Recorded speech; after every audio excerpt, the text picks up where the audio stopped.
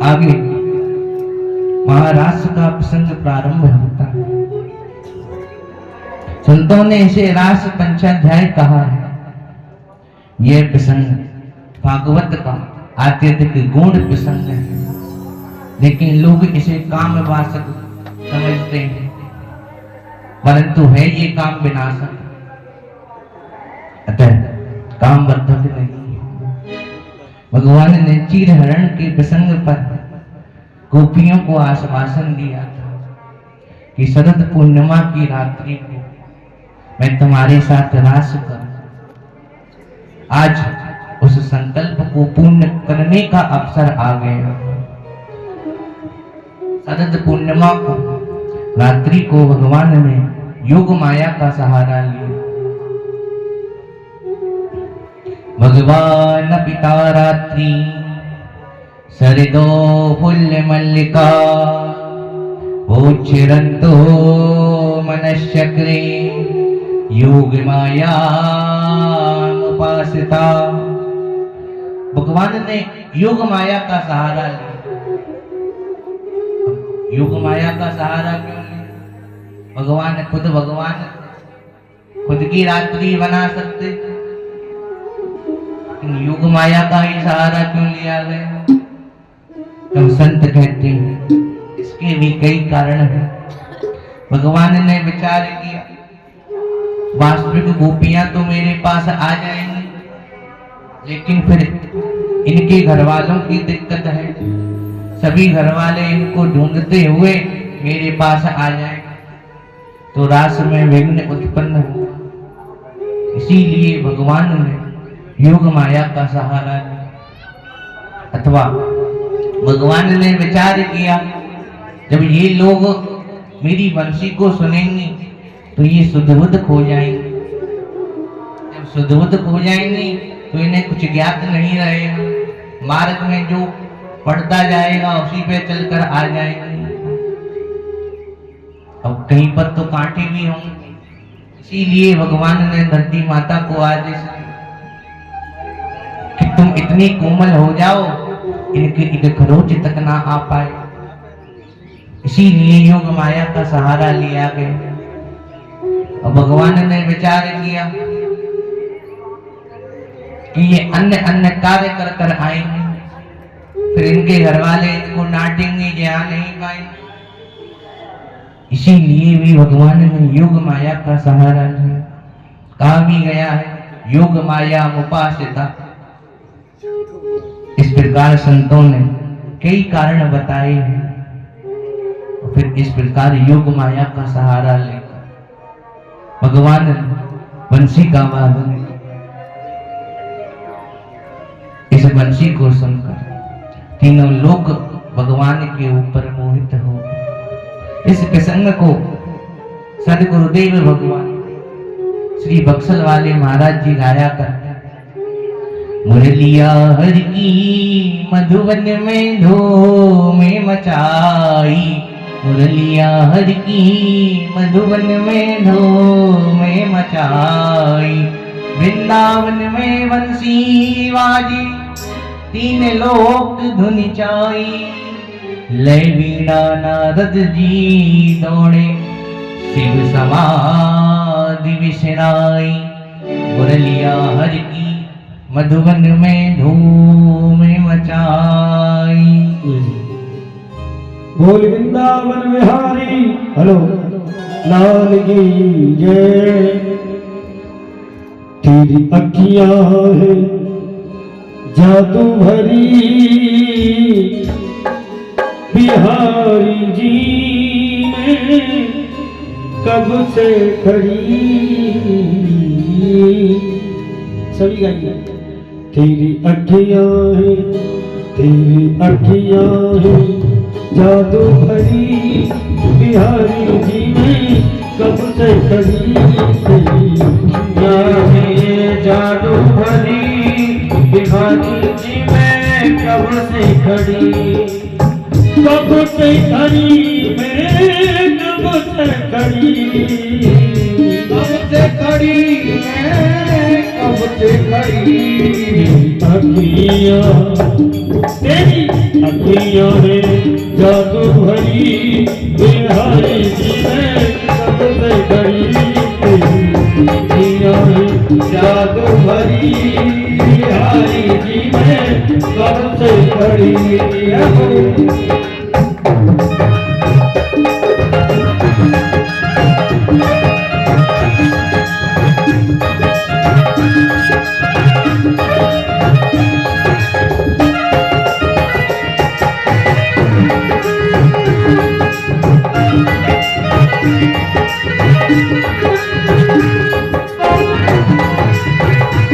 बाके बिहारी लाल की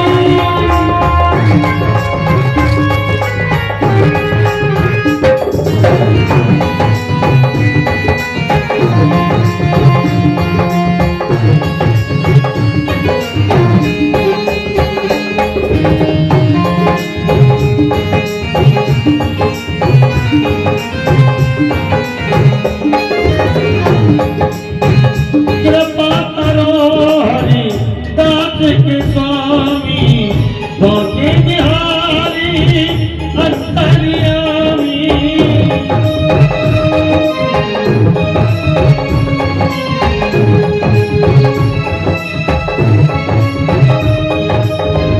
कृपा करो हरि दास के स्वामी, बाके बिहारी अंतर्यामी।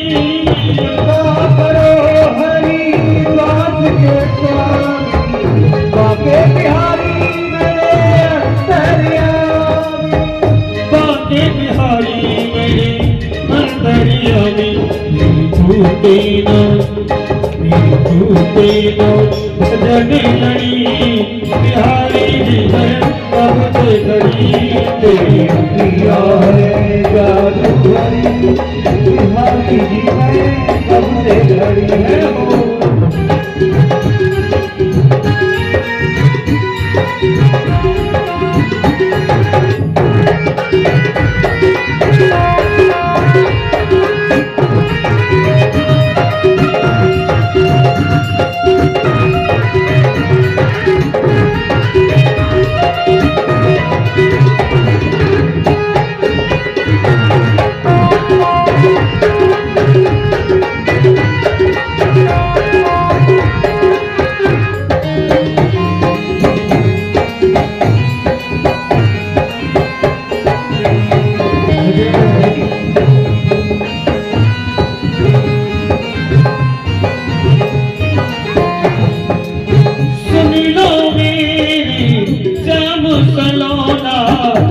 तुमने मुझ पे कर दिया टोना, सुन लो मेरे श्याम सलोना, तुमने मुझ पे कर दिया टोना, सुन लो मेरे श्याम सलोना, तुमने मुझ पे कर दिया टोना, सुन लो मेरे श्याम सलोना, तुमने मुझ पे कर दिया टोना।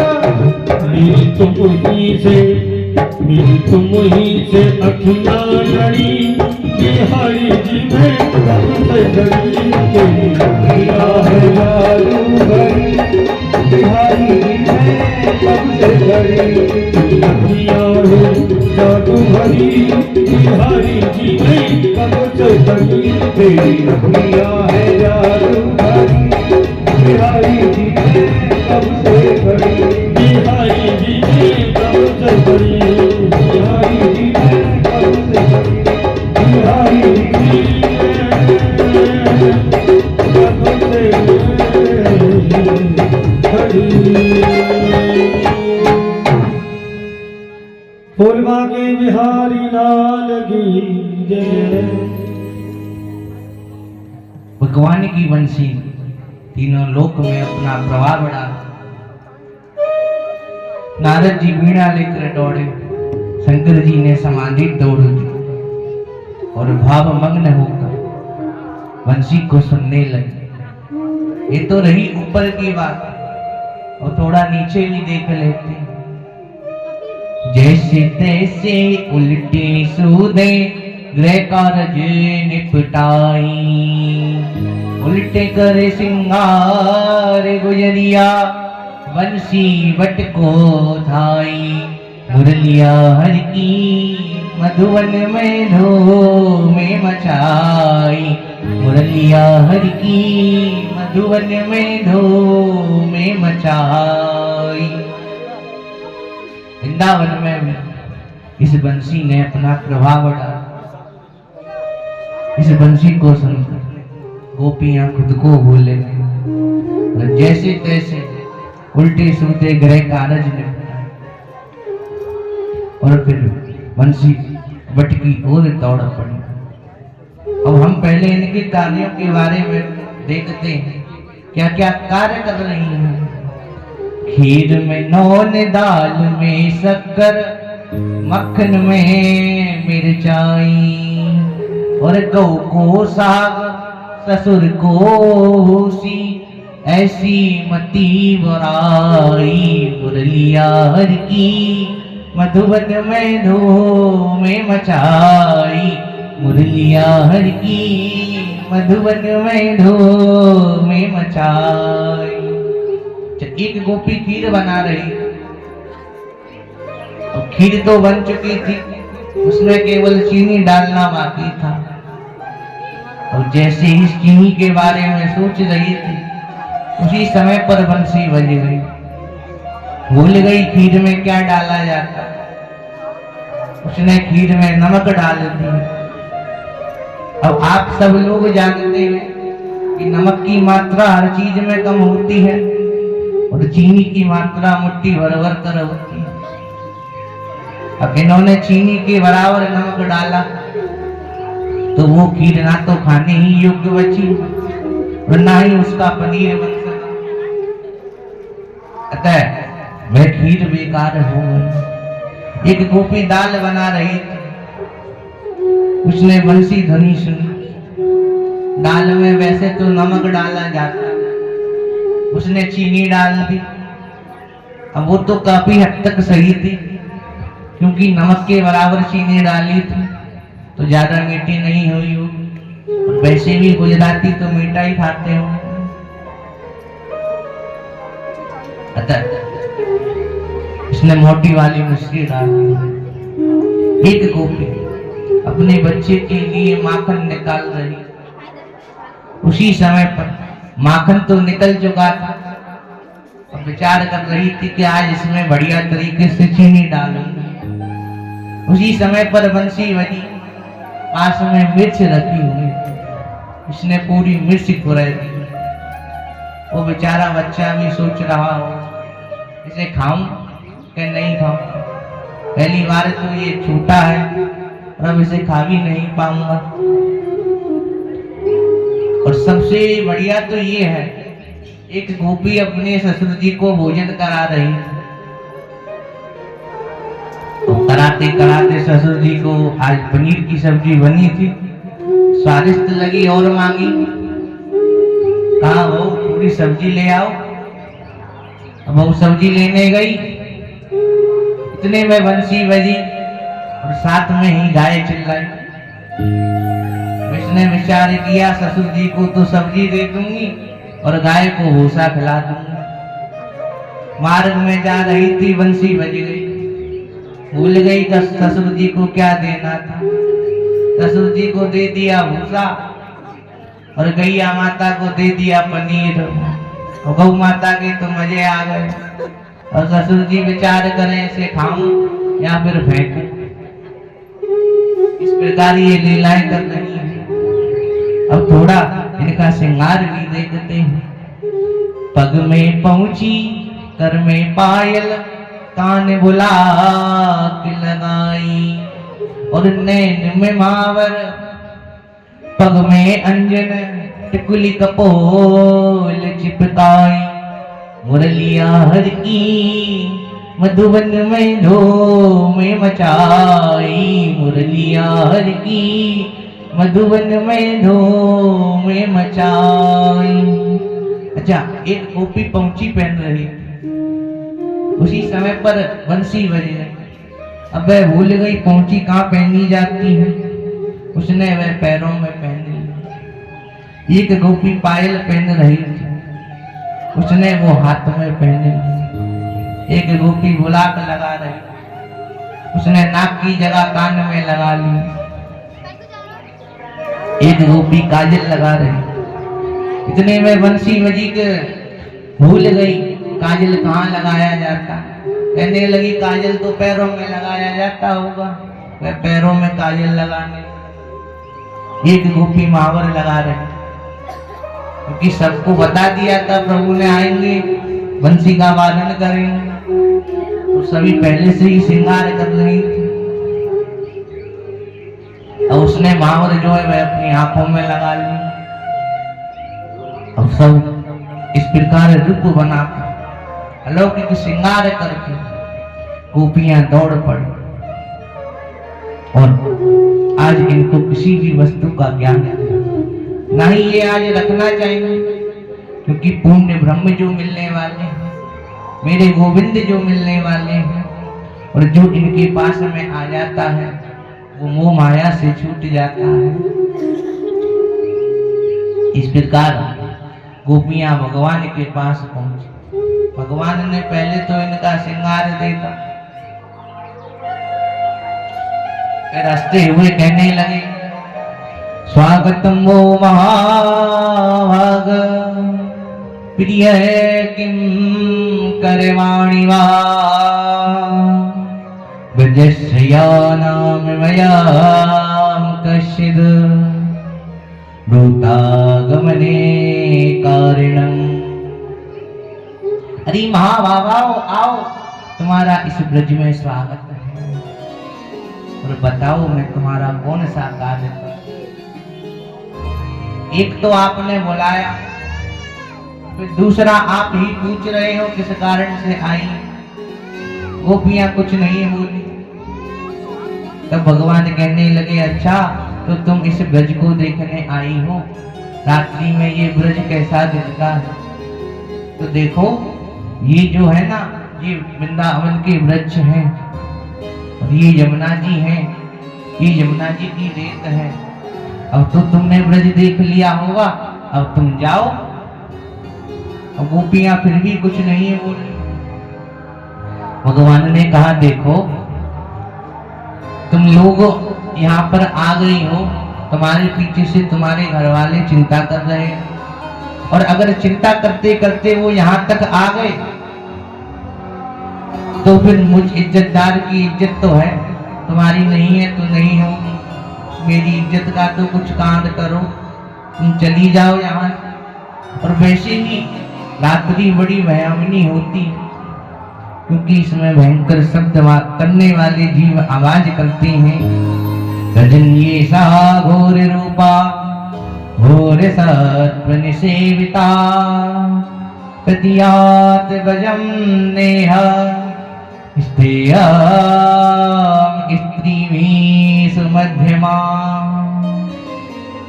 इसलिए तुम सब यहाँ से चली। अब गोपियां फिर भी नहीं। भगवान कहने लगे देखो तुम सब पतिव्रता हो, और पतिव्रताओं का केवल एक ही धर्म होता है, दुर्शीलो दुर्भाग्यो वृद्धो जड़ो रोग्य धनोपि वा पति स्त्री विनरहता व्यो इति पति परमेश्वरा।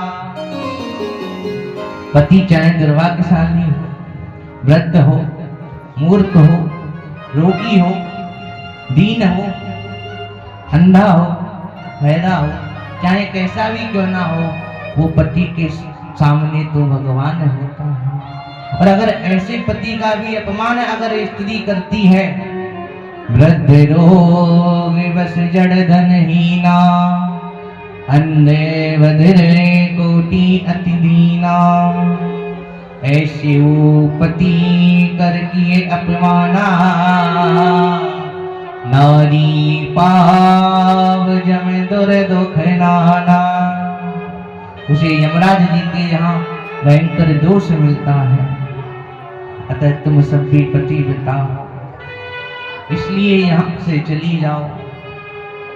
गोपियां फिर भी नहीं है। तो भगवान समझ गए ये वास्तव में ही हमसे प्रेम करती हैं।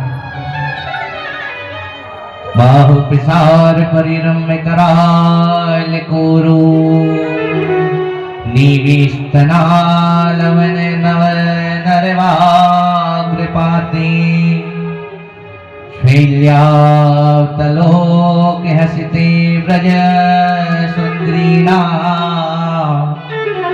मुद्दत नयन रति पति रमयांशिकार। पहले रास होगा और फिर महारास होगा। भगवान गोपियों के साथ रास क्रीड़ा करने लगे और सभी से रास। धीरे धीरे गोपियों को अहंकार होना प्रारंभ हुआ। एक कहने लगी, अरे प्यारे श्याम, हमें प्यास लगी है, हमारे लिए पानी ले आओ। अब भगवान पानी ले आए। दूसरी कहने लगी, मेरे पैरों में दर्द हो रहा है, जरा पैर दबा दो। भगवान पैर भी दबाने लगे। तीसरी ने कहा, देखो आप हमें झूला झुला दो। भगवान झूला झुलाने। इनको लगा कि भगवान इनके वश में हो गए। अतः विष्णु सहस्त्र नाम में भगवान का एक नाम और आता है। भगवान का एक नाम है गरवा पहाड़। भगवान अहंकार का भोजन करते हैं। तो वहां से भगवान अदृश्य हो। अदृश्य देखकर विलाप करने लगी, पूछने लगी वृक्षों से, वृक्ष कुछ नहीं होंगे। लताओं से पूछने लगी, लता भी कुछ नहीं होंगे। कहने फिर एक सखी ने कहा, अरे ये हमारे दुख को क्या समझेंगे?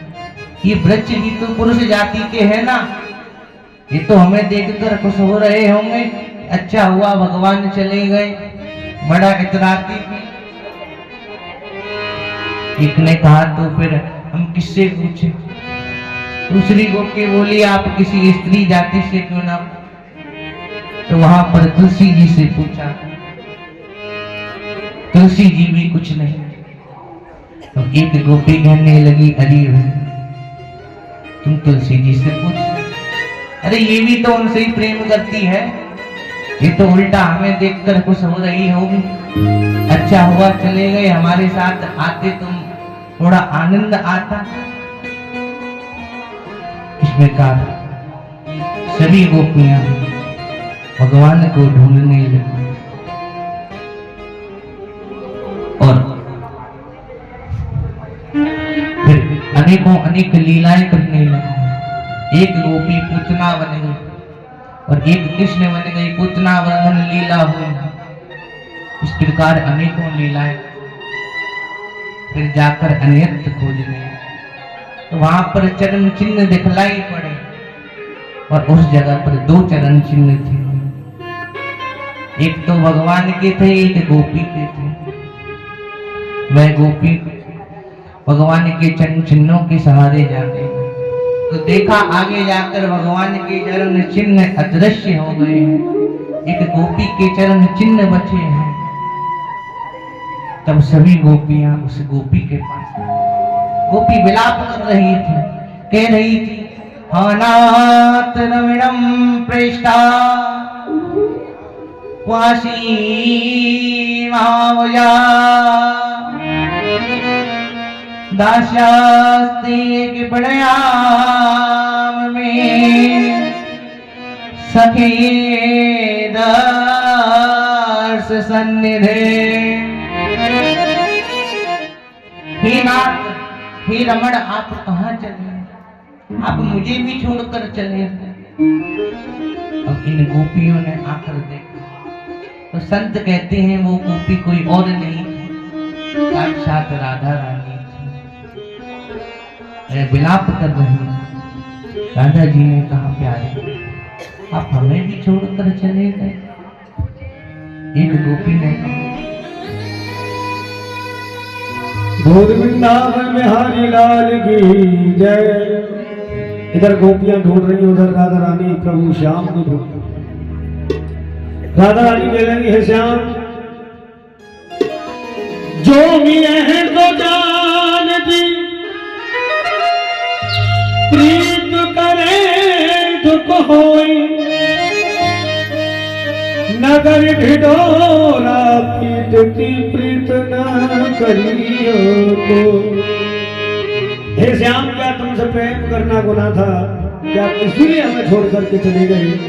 गोपियां विलाप कर रहे हो, कह रही क्या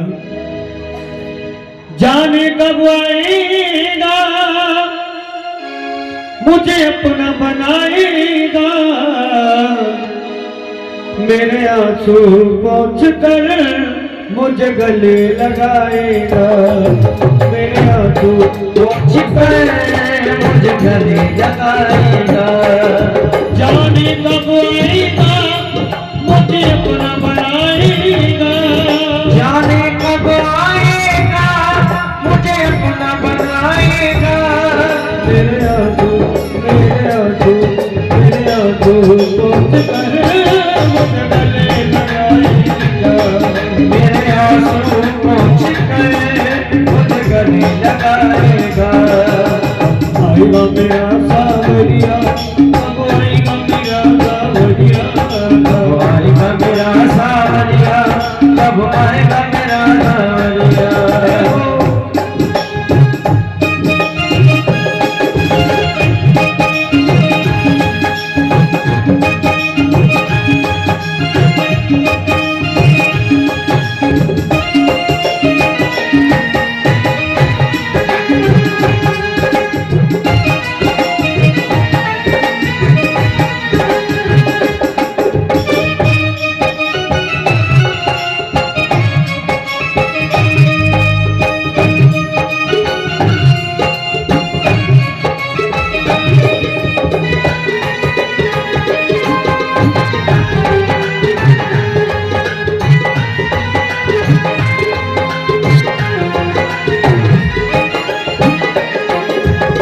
गोपी करी श्याम हमने तुझसे प्रेम किया था, तेरी बिना श्याम नहीं रह पाएंगे, तेरे बिन श्याम नहीं रह पाएंगे, कर करके याद प्यारी मर जाएंगे, कर करके याद तेरी मर जाएंगे।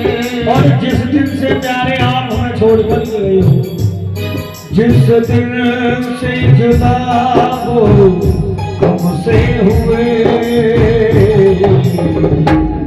इस दिल धड़कना छोड़ दिया, मुझे याद था वो तेरा हरी तारों ने चमकता छोड़ दिया,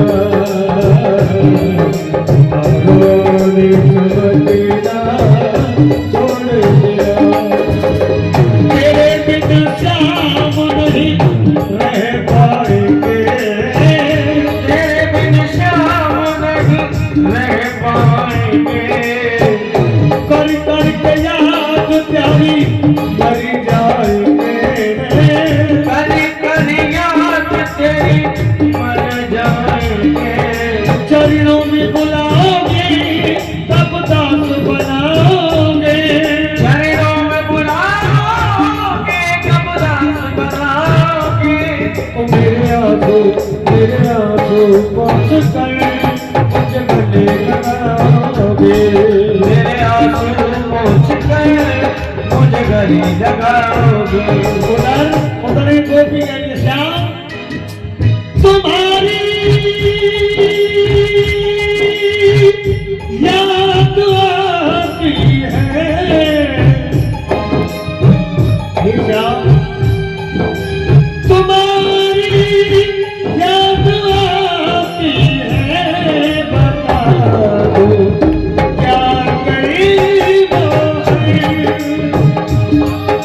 तुम्हारी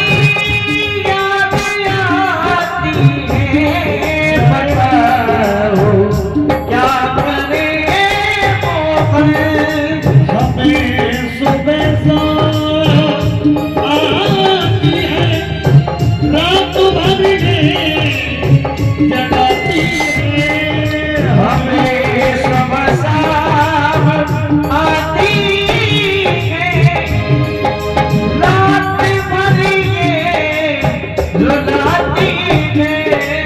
हमें सुबह शाम आती है रात भर ये रुलाती है चैन दिल को नहीं आता, चैन दिल को नहीं आता, बताओ क्या करे तुम्हारी याद आती है बताओ क्या करे तुम्हारी याद आती है, बताओ क्या करे एक गोपी के प्रभाव से गुजर जी तो रहे लेकिन जी नहीं पा रहे चलते तो हैं लेकिन कदम आगे नहीं बढ़ते चलो और ये ना चलने दे रुको और ये ना रुकने दे चलो ये ना चलने दे, रुको तो ये ना रुकने दे। मिलोगे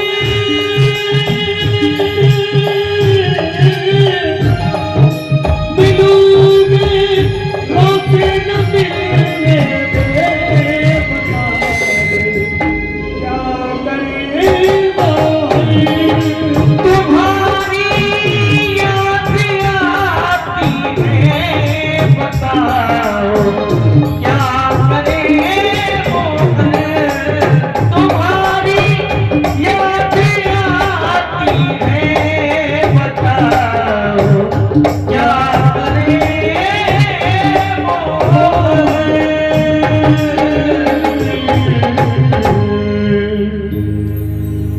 बोले ठाकुर जी महाराज इस प्रकार विलाप रहा। तब एक गोपी ने कहा, अरे सच तो चीज जहां घूम जाती है उसे वहीं पर खोजना चाहिए, वो आसानी से मिल जाती है। प्यारे श्याम सुंदर हमसे यमुना तट पर घूम गए हैं तो हमें वहीं पर जाकर देखना चाहिए। यहाँ पर आकर ये लोग प्रसन्न मन से भगवान के लिए एक गीत गाने लगे। अब गोपियों के द्वारा गाया गया है इसलिए इसको गोपी गीत कहा गया। जयति पीदिका जनमना व्रजा सयत इंदिरा शाश्वतत्रही। जयति दीपान जलमना प्रजा सयति इंदिरा शाश्वतत्रही। जयति कृष्णता दीप्तता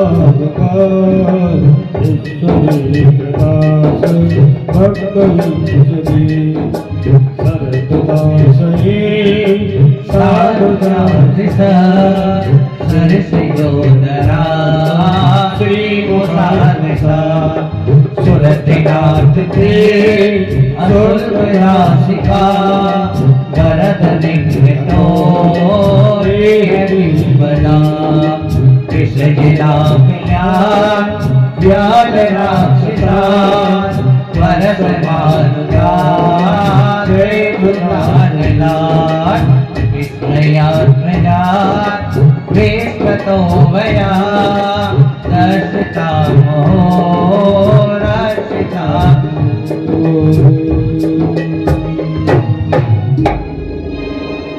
बोल वृंदावन बिहारी लाल की जय जय श्री राधे श्याम।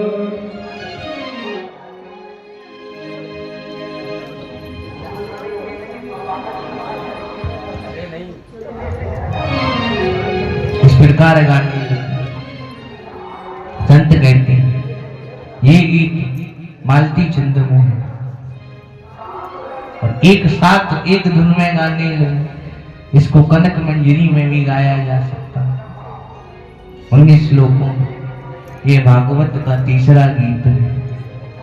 जब गोपियां कृष्ण दर्शन की लालसा में इस गीत को गा रहे, उसी समय पर भगवान इन सब के समक्ष प्रकट हो। जैसे ही भगवान प्रकट हुए तो सभी ने अपनी ओढ़नियां बिछाई और भगवान को बैठा। कहने लगी पहले तो आप बोलते जा रहे थे तो हम चुप थे, अब आप हमारे प्रश्नों के उत्तर दीजिए। गोपियों ने भगवान से प्रश्न किया कि कुछ लोग ऐसे होते हैं जो प्रेम करने वालों से प्रेम करते हैं, कुछ लोग ऐसे होते हैं जो प्रेम ना करने वालों से भी प्रेम करते हैं, और कुछ लोग ऐसे होते हैं जो किसी से प्रेम नहीं करते। इनमें से आपको कौन अच्छे लगते हैं? भगवान कहने लगे देखो, जो प्रेम करने वालों से प्रेम करते हैं वो तो मोही होते हैं, और जो प्रेम ना करने वालों से भी प्रेम करें वो मुझे बहुत प्रिय होते हैं, और जो किसी से भी प्रेम नहीं करते ना वो 4 प्रकार के होते हैं। पहला है आत्माराम। आत्माराम उसे कहते हैं जो अपनी आत्मा में ही रमण करता है। और आप्तकाम उसे कहते हैं जिसके अंदर काम की कोई भावना नहीं होती। अकृतज्ञ उसे कहते हैं जो किए हुए का उपकार नहीं मानता। और गुरुद्रोही उसे कहते हैं जो गुरुद्रोही तुल्य लोगों से द्रोह करता है। एक गोपी कहने लगी तो क्या ये आत्मराम है? दूसरी ने कहा नहीं, अगर ये आत्मराम होते ना तो अपनी आत्मा में ही रमण करते, हमारे साथ रास नहीं करते। तब एक ने कहा तो क्या ये आप्तकाम है? दूसरी ने कहा नहीं, ये आप्तकाम भी नहीं है क्योंकि इनमें कोई काम की भावना नहीं है। एक ने कहा तो फिर ये अकृतज्ञ हूं। दूसरी ने कहा नहीं, कि हमारे किए हुए का उपकार नहीं मानते, इसीलिए अकृतज्ञ नहीं है। एक ने कहा क्या ये गुरुद्रोही है? दूसरी ने कहा हाँ ये गुरुद्रोही है, क्योंकि हम गोपियों ने ही इनको प्रेम करना सिखाया और ये हमसे ही द्रोह करने लग गए हैं, इसीलिए ये गुरुद्रोही है। भगवान कहने लगे देखो भाई, जैसा हूं तुम्हारा ही, तुम जैसे चाहे वैसे नचा सकते। भगवान ने कहा और तो भगवान गोपियों के साथ महारास करने लगे। 2 गोपियों के मध्य में एक एक कृष्ण प्रकट हो गए। भगवान ने उन गोपियों के साथ महारास किया। अब इस महारास में सभी लोग सम्मिलित हो, माता पार्वती भी तैयार हो रही। उस समय पर शंकर जी बोले देवी आप कहाँ जा रही हो? और ये जो देवताओं की पत्नियां हैं ये भी बड़े बड़े श्रृंगार करके जा रही हैं, आप बताओ जरा। माता कहने लगी भोलेनाथ जी, कृष्ण भगवान ने महारास रचा, हम लोग वहां पर जा रहे हैं। माता से कहा मुझे भी ले चलो। शंकर जी कहने लगे, माता ने कहा देखो वहां पर पुरुषों का प्रवेश वर्जित है, वहां पर स्त्रियां ही जाती हैं, पकड़े गए तो आफत हो जाए। शंकर जी कहने लगे तुम्हारे पास इससे अतिरिक्त कोई लहंगा है?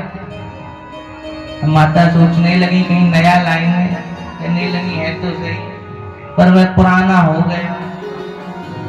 शंकर जी बोले जल्दी से लाओ और मुझे पहना दो। बोलिए श्री शंकर भगवान की जय। श्री राधे।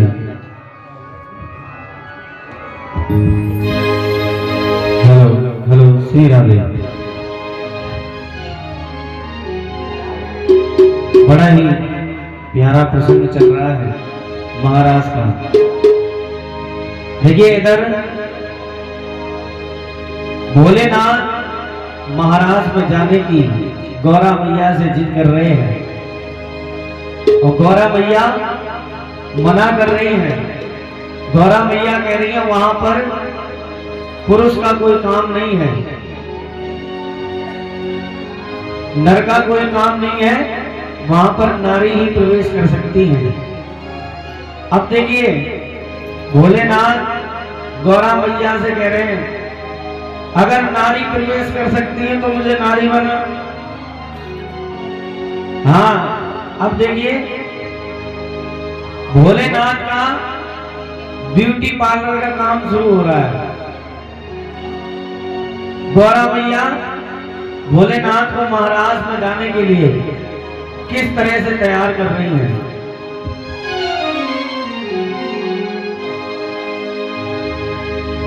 महाराज में जाऊंगा मैं भी प्यारी, महाराज में जाऊंगा मैं भी प्यारी, ये बोले त्रिपुरारी। देखो हमारे मिट्टी भैया सबसे पीछे बैठ गए हो जाके, इधर आओ। ये हमारे भैया 2 दिन से हमसे ये कह रहे हैं कि भैया एक भोले बाबा का भजन सुनाओ, भोले बाबा का भजन सुनाओ। तो अब तुम्हें इस भजन को बड़े ध्यान से सुनना है, बड़ा ही आनंद आएगा, बड़ा प्यारा भजन है। महाराज में जाऊंगा मैं भी प्यारी, ये बोले त्रिपुरारी, बात सुन ले भारी, ये बोले त्रिपुरारी, बात सुन ले भारी। महाराज में जाऊंगा मैं भी प्यारी, ये बोले त्रिपुरारी, बात सुन ले भारी, ये बोले त्रिपुरारी, बात सुन ले भारी। गौरा मैया से भोले बाबा कह रहे हैं, तो गौरा मैया भोले बाबा से कहने लगी क्या नहीं ले जाऊंगी मैं पकड़ी जाऊंगी, नहीं ले जाऊंगी मैं पकड़ी जाऊंगी। महाराज में जाती है नारी, गौरा मैया कह रही है महाराज में केवल नारी जा सकती है, महाराज में जाती है नारी। अब भोलेनाथ कह रहे क्या अरे मैं जाऊंगा ये भेष छुपाऊंगा, अरे मैं जाऊंगा ये भेष छुपाऊंगा। वे गौरा चलने की करा तो तैयारी, ये बोले त्रिपुरारी, बात सुन ले भारी, ये बोले त्रिपुरारी, बात सुन ले भारी। अब भोलेनाथ ने गौरा मैया से कहा क्या हो गौरा प्यारी, हो गौरा प्यारी, पहना दे मुझे साड़ी, सजा दे मुझे जल्दी से। हो गौरा प्यारी पहना दे मुझे साड़ी, सजा दे मुझे जल्दी से। समझ में आ रहा है? हो गौरा प्यारी पहना दे मुझे साड़ी, सजा दे मुझे जल्दी से। तू मेरे माथे पे बिंदिया लगा दे, तू मेरे माथे पे बिंदिया लगा दे, चमका दे मुझे जल्दी से। तू मेरे माथे पे बिंदिया लगा दे, चमका दे मुझे जल्दी से।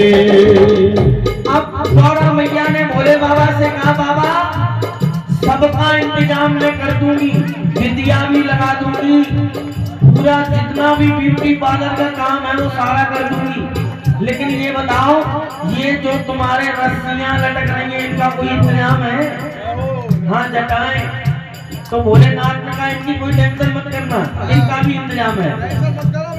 अरे जटा जूट का बना दे जूड़ा, क्या बना दे? मूड़ा। हरे जटा जूट का बना दे जूड़ा, छोड़ दे चिंता सारी मेरी प्यारी।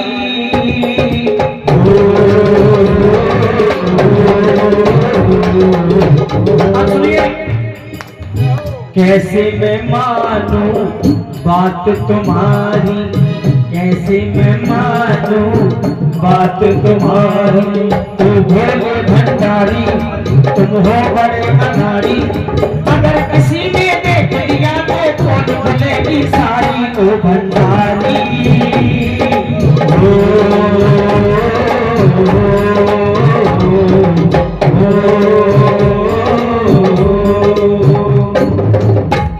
अब सुनो, यहाँ से भजन शुरू होता है, यहाँ से भजन शुरू हो रहा है। अब गौरा मैया भोलेनाथ को किस तरह से तैयार कर रही है सुनिए।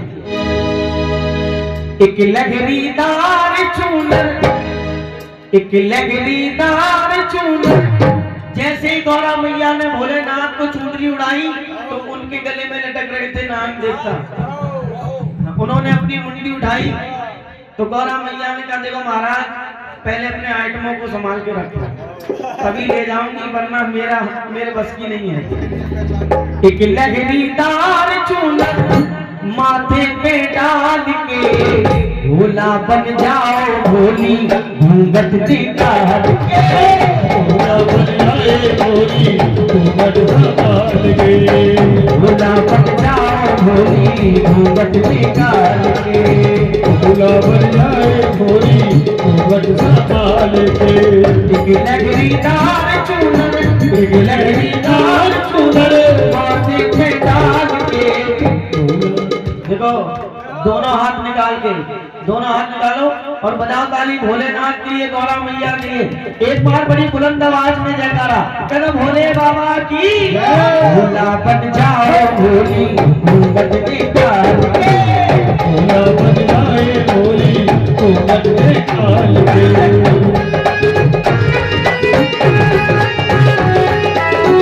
भोले बाबा की।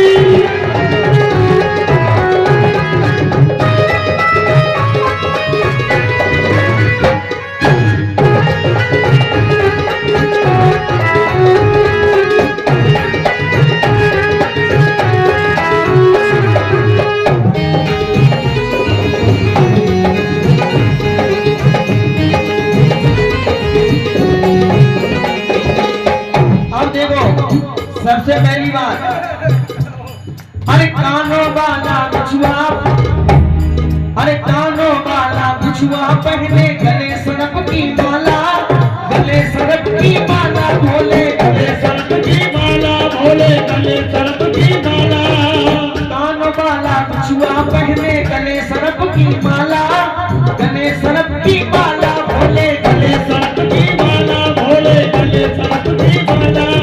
कहाँ छुपा के रखोगे, कहाँ छुपा के रखोगे, अरे जहरीला काला, जहरीला नाग काला काला, इन सबको रखूंगा मैं, इन सबको रखूंगा मैं झोली में डाल के।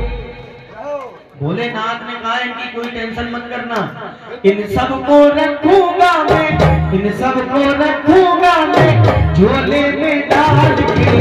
भोला बन जाए भोली घूंघट निकाल के, भोला बन जाए भोली घूंघट निकाल के।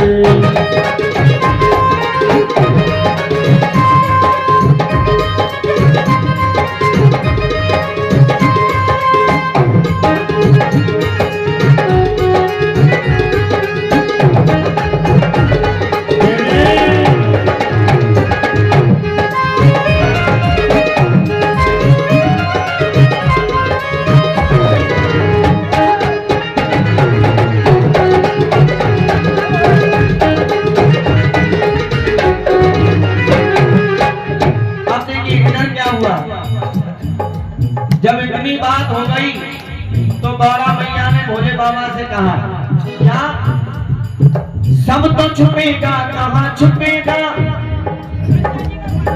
सब तो छुपेगा, कहाँ छुपेगा ये गंगा का पानी, ये गंगा का पानी भोले, ये गंगा का पानी भोले, ये गंगा का पानी। और सबसे जरूरी बात, सब तो छुपेगा, कहाँ छुपेगा ये गंगा का पानी, ये गंगा का पानी भोले, ये गंगा का पानी। मर्दानी आवाज गोपिया,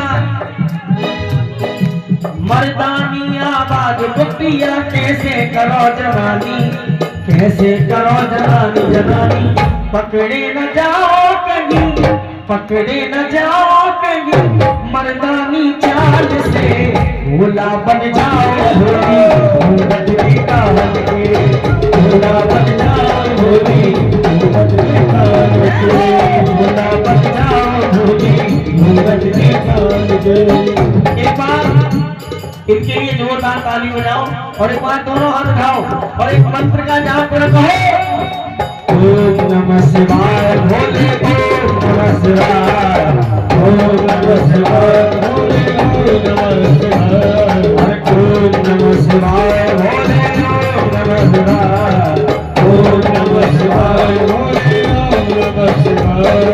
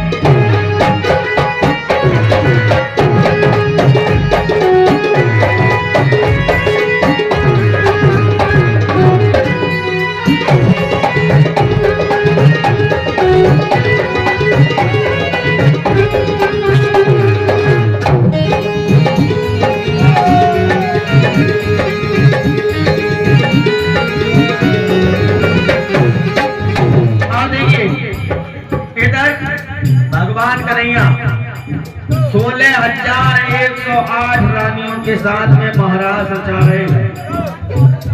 इधर गोपियों की आड़ लेकर के भोले बाबा गौरा मैया के साथ में महाराज में प्रवेश कर जाते हैं। गोपियों की आड़ लेकर के भोलेनाथ महाराज में प्रवेश कर गए।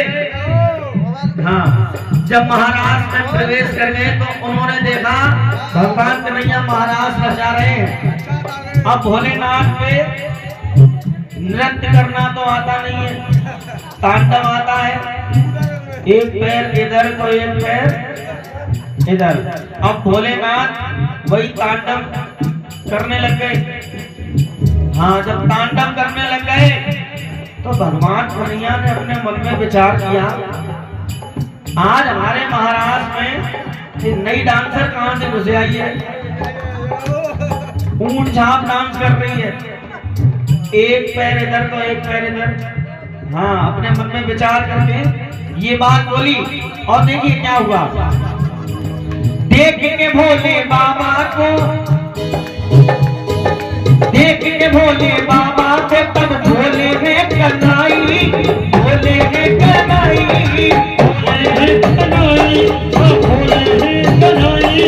देख के भोले बाबा को, भोले बाबा को, देख के भोले बाबा को तब भोले ने कनाई, भोले ने कनाई, भोले ने कनाई। सब तो आई बिन घूंघट में, सब तो आई बिन घूंघट जी घूंघट में को आई, पकड़ी जाके कलाई कलाई। सब तो आई बिन घूंघट जी घूंघट में को आई और पकड़ी जाके कलाई। तो भगवान कन्हैया ने मुस्कुरा करके ताल ठोक करके क्या कहा, देखिए। पाले पड़ी है गोरी, पाले पड़ी है गोरी आज न दिलाल के। दोनों हाथ निकाल के, निकालो हाथ, बजाओ ताली और कहो, भोला बन जाओ भोली घूंघट निकाल के, भोला बन जाओ भोली घूंघट निकाल के। एक लड़ीदार चूनर, एक लड़ीदार चूनर माथे पे डाल के, भोला बन जाओ भोली घूंघट निकाल के, भोला बन जाओ भोली घूंघट निकाल के, भोला बन जाओ भोली घूंघट निकाल के, भोला बन जाओ भोली घूंघट निकाल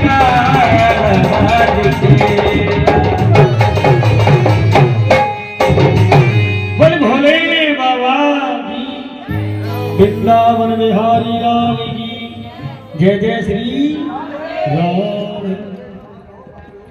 जो शंकर जी कामदेव को क्षण में दिए जता, वही राम दर्शन हेतु दौड़े गोपी वेश बना, मुरलिया हर की मधुवन में धूम मचा। पार्वती जी शंकर जी को गोपी बनाकर ले गए वृंदावन जाने के लिए। वृंदावन थोड़ी दूर रह गया तो उन्होंने घूंघट मारना आरंभ किया, आने लगे। फिर बोले, भगवान ने देखा सब तो बिना घूंघट के आएंगे, और जी कैसे घूंघट में आए। दादाजी से पूछा, लखी बोले घनश्याम पिया से ये कहां से आई। लखी बोली आई त्रिलोचना गिरी कैलाश बिहाई। मुरलिया हर की मधुवन में धूम मचाई। मुरलिया हर की मधुवन में धूम मचाई। दादाजी कहने लगी, देखो मैंने तो बुलाया नहीं, लेकिन मैं इनका नाम जानती, इनका नाम है त्रिलोचन। भगवान कहने लगे, अभी इनको त्रिलोचन बनाते। बंसी का वादन किया तो सिर से चूनर खिसक और तांडव रास प्रारंभ हुआ, और सब तो डांस कर रहे थे और ये तांडव करने। सब सखी देखने लगी, अरे ये कैसी विचित्र है, हम सब तो नाच रहे हैं, ये तो तांडव कर रही है। सबने पकड़ लिया। फिर कहा, अब तुम्हें क्या दंड है बताओ। बोले, अब तो छोड़ दो, अब तो दर्शन हो गए, अब जा रहा। उसी स्थान पर जहां पर भगवान को इन्होंने दर्शन कराया, उसी स्थान पर गोपेश्वर महादेव बने, जो कि आज भी वृंदावन में है। और उसकी महिमा है, अगर वहां जाकर कोई कुछ भी मांगता हो, केवल एक जल चढ़ाकर कुछ भी मांग लीजिए, वो इच्छा पूर्ण हो जाती है। आगे कामदेव जी आए, कहने लगे, जिनको शंकर जी ने मेरे को भस्म कर दिया जब काम के ऊपर, अब यही आ गए, जरा देखा तो जाए भगवान कितने काम, कितना प्रभावित करते हैं, इनकी प्रतीक्षा लेनी चाहिए। आए तो खुद ही मोहित हो गए। अब परिचित जी कहने लगे, गुरुदेव क्या सामर्थ्यवान लोग भी कभी गलत होते हैं। सुखदेव जी कहने लगे, राजा माना कभी कभी सामर्थ्यवान लोग भी गलत होते हैं, लेकिन उनमें ये क्षमता होती है कि उसने गलत काम को किया है उसको मिटा सके। अब आप सूर्य अग्नि को ही देख लो, ये सब कुछ खाते हैं, और अग्नि ये कह दे कि मैं मुर्दे को नहीं खाऊंगी तो मुर्दों का ढेर लग जाए। उसी प्रकार अग्निदेव में सम्मानित है कि वो सब चीज को प्रभावित कर सकते हैं। सूर्य भगवान को देखो, अन्य अन्य जगहों से जल सोखते हैं, नालों से भी सोखते हैं और पवित्र नदियों से भी सोखते हैं, लेकिन फिर भी वह पवित्र है क्योंकि वह इसलिए सामर्थ्यवान है। उनको पता है मुझे कैसे शुद्ध होना है। अब गंगा जी में हम अस्थियों को भी डालते हैं तो भी वे पवित्र है, हम लोग सब पवित्र मानते हैं। उसी प्रकार भगवान भी पवित्र है। उन्होंने किसी और के साथ रास नहीं किया, बल्कि अपनी पत्नियों के साथ ही रास।